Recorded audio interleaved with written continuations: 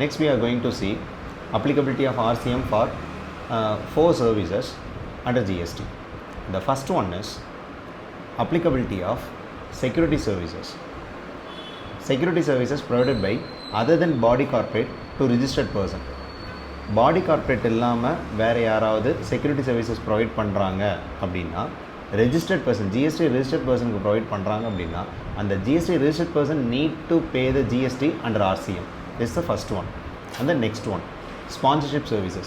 Sponsorship services provided by any person to body corporate or LLP or partnership firm. இந்த 3 பேர்த்தில் யாராவது ஒருத்தருக்கு service ரிசிபியண்ட்டாக இருக்காங்க, இந்த ஸ்பான்சர்ஷிப் சர்வீஸை ரிசீவ் பண்ணக்கூடிய பர்சனாக இருக்காங்க அப்படின்னா these 3 persons need to pay the GST under RCM.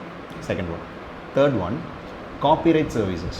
The copyright that is related to music, photos, books.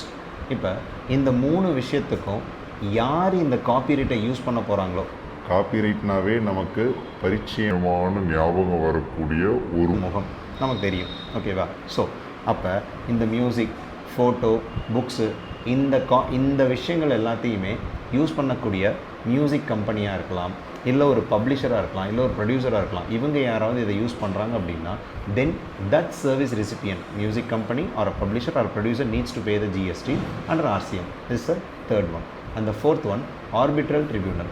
சிம்பிளாக சொல்ல போனால் 2 பேர் ஆர்பிட்ரல் ட்ரிபியூனல்னால் என்ன மீனிங்னா 2 பேர்த்துக்குள்ள ஒரு இஷ்யூ, ஒரு ப்ராப்ளம் அப்படின்னா நடுவில் மத்தியஸ்தராக ஒரு பஞ்சாயத்து வச்சு பேசுகிறதுக்கு பேர் தான் ஆர்பிட்ரல் ட்ரிபியூனல். இந்த arbitral tribunal services provided to registered பர்சனுக்கு இந்த சர்வீஸ் ப்ரொவைட் பண்ணுறாங்க அப்படின்னா that registered person who is receiving the arbitral tribunal services needs to pay the GST under RCM. Thank you, bye.